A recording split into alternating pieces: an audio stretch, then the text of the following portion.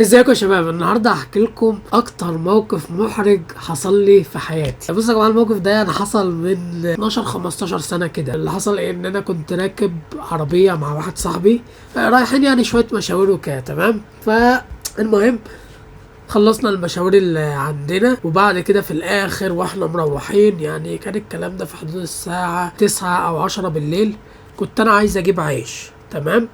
فوقفنا كده عند فرن عشان انا انزل اجيب عيش، وهو كمان كان عايز.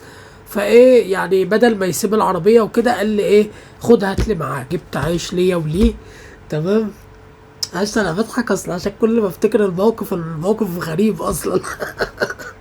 ما تنسوش تحطوا لايك بالحق. طيب، فالمهم يعني جبت عيش ليا وليه، وبعد كده برجع بقى، فبفتح باب العربيه. بفتح باب العربيه ولسه هقعد، ببص كده اتلقيت اللي قاعد على الدركسيون واحدة ست. استغربت، قلت هو في ايه؟ يعني ايه ده؟ الست دي جت منين؟ الست دي ودت صاحبي في اثناء ما انا لسه بفكر. اتلقيت الست خافت، بتقول لي ايه في ايه؟ هتعمل ايه؟ هتعمل ايه؟ انا عملت لك ايه؟ حرام عليك، حرام. انا مش فاهم، انا مش مستوعب ايه اللي بيحصل. الست والله عمري، حرام عليك، حرام عليك، انا عملت لك ايه؟ حرام عليك، حرام عليك، ارجوك، انا عملت ايه؟ انا عملت ايه؟ هتعمل ايه ده؟ في ايه يا ست؟ انا ما اتكلمتش، انا عمال بستوعب في مخي في ايه يا ست؟ انت ايه اللي جابك هنا؟ انت وديتي صاحبي فين اساسا؟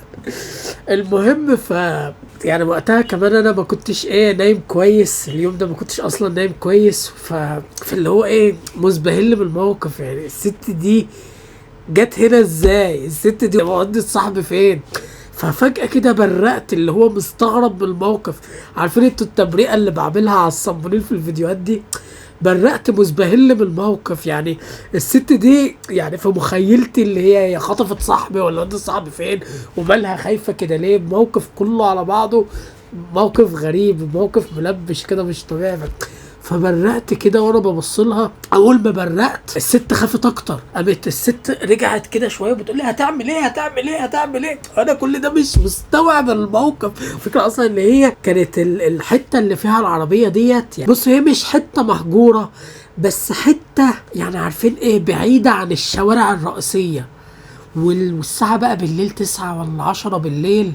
فالموقف مريب، يعني اتفهمني الحته كانها نقدر نقول يعني مش حته صحراء، بس بعيده شويه عن المباني السكنيه وبعيده عن الشوارع الرئيسيه، فكانها حته مهجوره شويه، انتوا فاهمين. فتخيلوا الست بالليل بقى وبتاع، وواحد فتح عليها الباب. فالموقف مرعب جدا، قمه الرعب يعني. وانا كل ده عمال استوعب الموضوع، مش قادر اتخيل ايه المشكله. فالمهم لما لقيت الست خافت قوي قوي قوي كده، فجأة كده جه في بالي ايه، قلت طب ابص ورا كده. كل ده وانا ما نطقتش اصلا، كل ده وانا فتح باب العربية واتسمرت في مكاني وانا واقف، ما دخلتش اصلا، تمام.